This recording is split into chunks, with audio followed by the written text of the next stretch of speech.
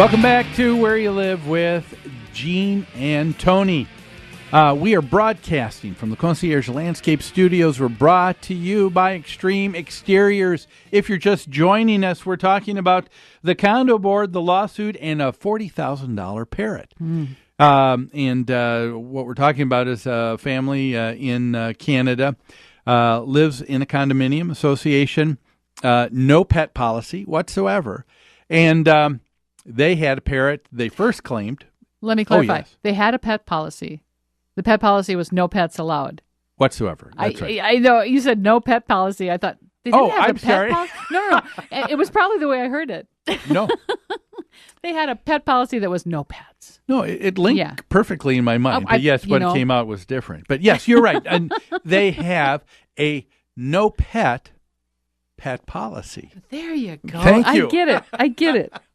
I do too. And so, but apparently the Baselinskis didn't get it because they didn't. Yeah, they had a parrot. Now, at first they tried saying we don't have one, and they made some lame excuse. Well, we had one for 2 weeks, right? But we were parrot sitting or whatever. Yeah, and then they tried to get a couple other people who may have gone into their home to be proof that there's no that there's no parrot that they saw. But everybody keeps saying, "Hey, board, we keep hearing a parrot." That's right. It's pretty clear. Another thing, though, that bothers me about this story and about the parrot owner, is that they really minimized the no pets policy. They really acted like it wasn't important. They derided it and said they had no idea a parrot would be included in a no pets policy. Yeah, that's the disrespect and that shows. That's an important point for a couple of things. Number one, first they said there's no pets, and now they said, well, we didn't realize the pet policy meant parrots. Yeah, we thought that was for dogs and cats. So what does that mean? It means they lied. Yeah. I don't think there's any way around that. And you know what?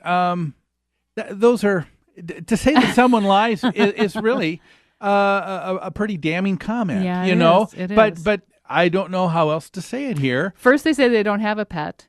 Then they say they do have a pet, but they didn't understand the pet policy. Yes. Right? Am I right? Yeah. So, yeah. And then here's what goes on, and this is brought out in the news article here. It says, Mr. Baselinski, and you brought this up, said, I didn't think the no pet policy, meant a parrot. He first tried to make a joke out of the dispute, writing a sarcastic letter to the board.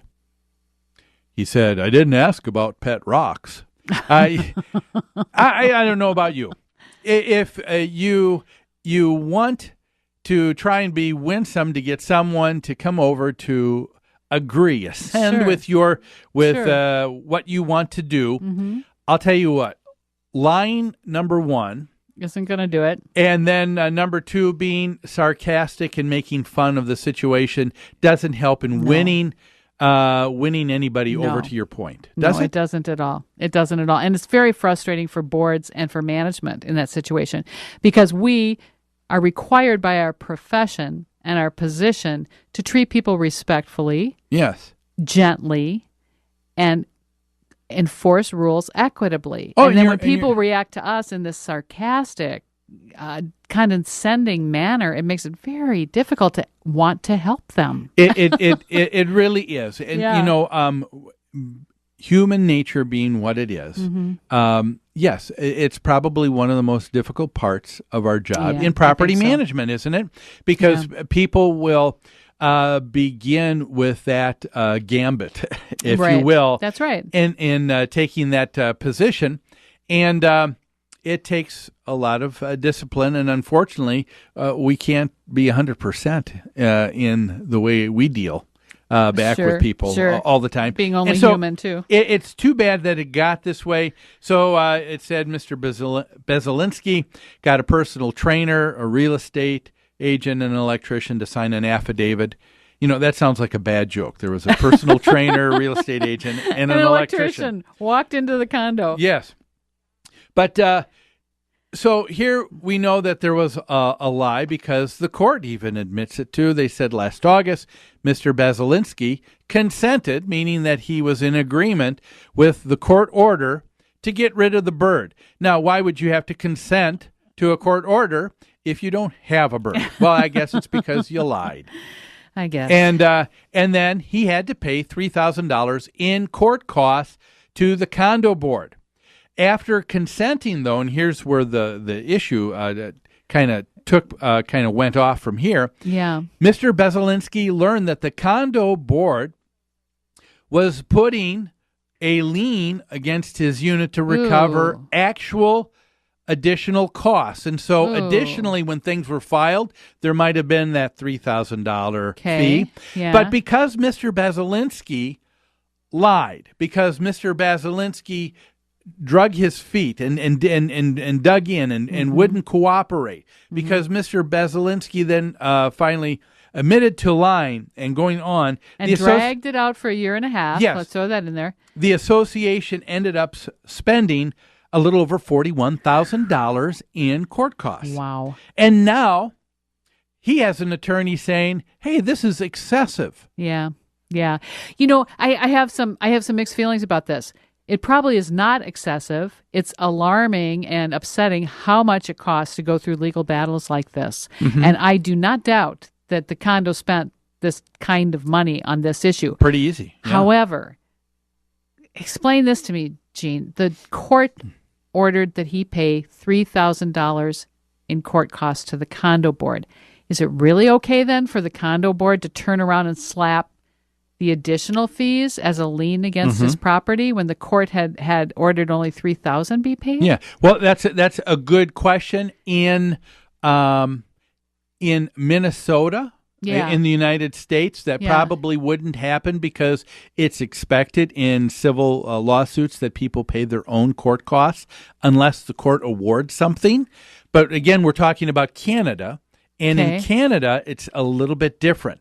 There is a gentleman, an attorney by the name of Jonathan Fine, who a little bit later in this article said the state statute allows successful condo boards to unilaterally claim additional costs, including legal fees, management fees, surveillance costs, etc., and apply those costs to a unit's common expense account. Okay. All right. So it specifically states that the condo can do this. Yes. Yeah. And so, that's a great question. And yes, that was dealt with. However, you end up having a court that ended up throwing that out. Even though you have state statute, they want to throw out state statute, and they said they felt that Mr. Bezelinsky only should have to pay $6,500 of the condo's legal fees, less $5,000 because they were going to award him a $5,000 award for winning that recent motion. Oh, my gosh. But going back and forth with this whole thing, it just, to me, it just what doesn't make this right, Tony, is the idea it didn't have to go this far. Yeah, true. That's true. I mean, the only reason it took a year and a half was because Mr. Bezelinsky lied. Yeah. Mr. Bezelinsky, took his time and didn't cooperate. He refused to comply with the contract. Yes. He signed when he purchased his condo. Yeah, and when you take a look at what took place, the association said we want to check it out. He wants to give an affidavit by other people that the board does not know from Adam, That's and right. say, well, here, take their word for it. Yeah, exactly. No, that's not really what we're talking about. And then they go on and on.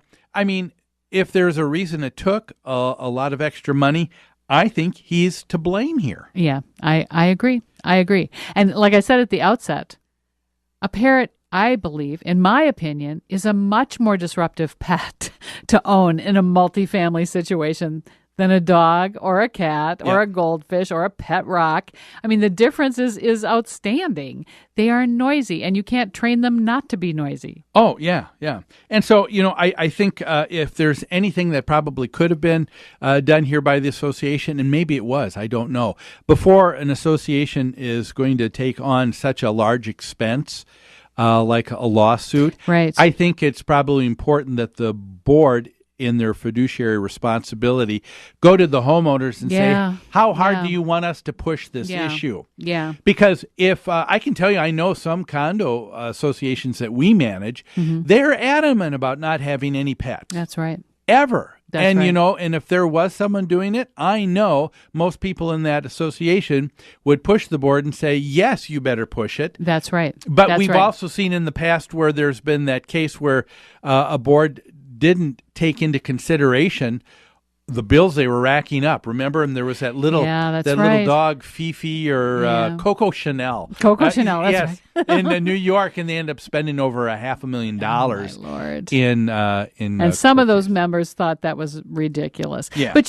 many, many people purchase a condo in an association or in a cooperative based on the fact that there will be no pets in that building. That's why they wanted to live there. And their rights and their contract has to be honored. I think so too. Yeah. Well, hey, I tell you what, we need to take a break right now. When we come back, let's talk just a little bit more and answer this question. What should have Mr. Basilinsky done in the first place that would have avoided this? What could the association have done to avoid this over $40,000 in legal fees? We'll answer that only here on Where You Live after these messages.